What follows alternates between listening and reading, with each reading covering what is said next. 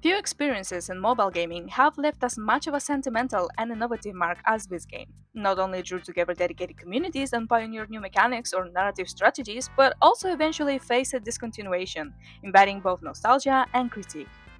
On this video, I will delve into a comprehensive analysis in the game. No, I'm just joking. I will just draw one of the characters in my style while I rant and complain about how much I miss Love Life. So, let's start! From its early days, Love Life was met with considerable enthusiasm both in Japan and internationally. By September 2014, only a few months post launch, it has climbed to 1 million users in Japan. This number has doubled by February 2014, showcasing an early and rapidly growing fanbase fueled by the meteoric rise in popularity of Love Live anime and the music CDs. Now, upon the global release by September 2017, the game reached over 40 million cumulative users worldwide.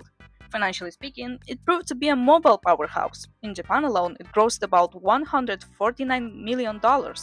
It repeated high rankings, both Google Play and Apple Store sales, reflected not only the dedication of the fans, but the app's appeal as a, well, game in the gacha genre.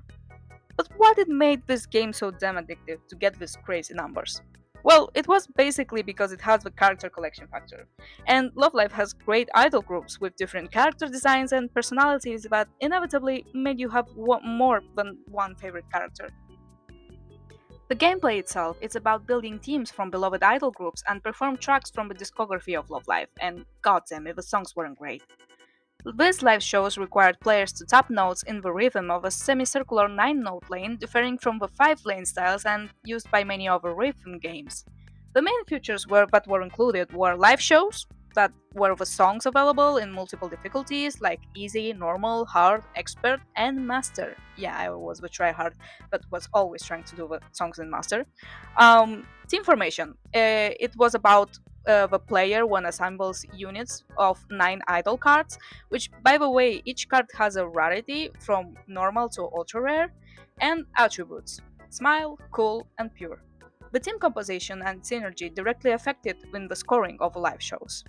There is also a story mode, but I think I'm not the only one that skipped the whole story mode since there was the anime airing at that time, and if you wanted to know the plot, you just jumped into Crunchyroll to watch it. But to be honest, it did have a full voice story, and some cards with higher rarity rewarded with gems or new cards upon completion. And there was also the events. It was about 6 primary recurring type of events that cycled about every 2 weeks and gave us exclusive cards and ranking rewards. And the gacha, or how it's called in Love Life, the scouting. New members were acquired through gacha system utilizing the in-game currency, mainly love gems or special tickets, and high rarity cards like URs, ultra rares, were exceptionally rare with pull rates varying between 1 to 3%. And oh boy, there was no pity system. You could hit the jackpot and getting suddenly free URs, or you just cry in a corner because you got barely up rare scouting. Speaking of monetization, the game used both psychological and social nudges to encourage spending. FOMO for limited cards, idol birthdays for the best girls boosts, and community competitions for event rankings. Encouraging repeating spending, the game started to use the term whaling, used when speaking about heavy spenders. Still, it remained possible to play and enjoy the game entirely for free, a fact that was lauded by many in the community. Let's talk now about the controversies. Now, the gacha itself was a big controversy because of how money hungry they looked like, but there are several other controversies that I'm sure you don't know, and they were pretty bad. For example, the censorship and content alteration. Early on, fans noticed that the English version toned it down and outright altered explicit references to romantic or playful interactions between the female casts. For example, lines such as "I don't mind the weird of girls" were replaced with more ambiguous and heteronormative phrases or changes to refer to cute things instead of cute girls. Even direct story events with overt girl to girl undertones were sometimes rewritten. The official response from Caleb America referred to it as an art and not a science, and whatever the frick that phrase means, made really upset the fans, especially the LGBTQ players that felt alienated by changes that erased representations that were already present in the Japanese versions. while Caleb issued a partial apology and adjusted some translations. Further instances of censorship, including keyword ban for words like gay, lesbian, and so on, periodically rekindled the outrage. Now, let's start with another controversy, which is the technical issues and server merges. Like many live services games, Love Live contained with a range of technical issues over its decade of operation. Players routinely reported app crashes, login errors, or slowed performance after content updates. Issues that were attributed to the aging of the game engine, but was honestly really understandable because when it started, we are talking about an engine that was 10 years ago, fine, but with the phones getting more and more updates and just better, the game it was kind of understandable but will crash. The server merges were another big issue. Like the Korean and Taiwanese merge, for example, resulted in region specific compensation mix ups, with some players getting an incorrect number of free gems and others none. The server merges also forced the removal of Korean and traditional Chinese translations from the global app, making it less accessible to some legacy users. And despite the hurdles, the development team was generally proactive in communication, providing compensation for major outages and soliciting patience and feedback from the user base. Now, another big controversy is the voice actor labor. Behind the scenes, Love Live suffered from persistent and sometimes public controversies around the working conditions of their voice actors. In the years following the introduction of the Upwards Group, fans and industry observers noticed signs of voice actor overwork. Reports cited extremely tight schedules, sometimes with concerts in different cities or countries every week, closely spaced major live events, and continuous promotional work as a new anime season was being prepared.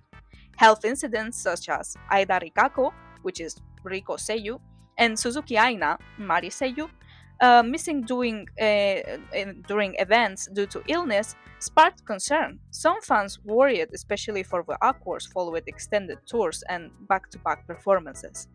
The situation reflected broader systematic problems in the Japanese entertainment and voice acting industry, where young talents are often pushed to their limits to maximize a franchise momentum. In this area, Love Live has become both a cautionary tale and railing point from advocates for a fair labor in pop culture.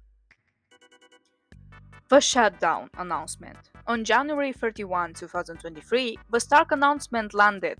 Love Live School Idol Festival will shut down worldwide on March 31 of 2023.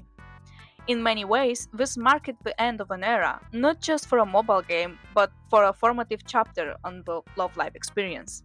Reactions spanned nostalgia, sadness, and resignation. Long-term fans reflected on years of daily logins, competitive events, and friendships cultivated through Discord or Reddit and live concerts. For many, it illustrated the impermanence baked into live service games, raising concerns about losing the digital memories and preservations of it. While the shutdown message was couched with gratitude and hope for future projects, several underlying reasons were apparent, like the transitions to successor game like Love Live Idol Festival 2, Miracle Live, signaled a desire to consolidate resources and update to a modern mobile standards. Also, as the original player base aged out and competition from newer gacha games intensifies, Love Live's number diminished and revenue declined. The old game engine struggled to keep with the evolving device requirements, new future demands was also a big thing. And ironically speaking, the sequel game did not much far better. Love Life 2, Miracle Life, ended service abruptly amid criticism of lackluster innovation and aggressive monetization. So, as for the conclusions, for many, Love Life became more than just a game. A cultural anchor, a source of friendships, and even a life milestone, with stories of players grinding during the events in the high school finals, cosplaying as the characters at Comic Cons, and meeting other players. It's indiscussable that it was a great time.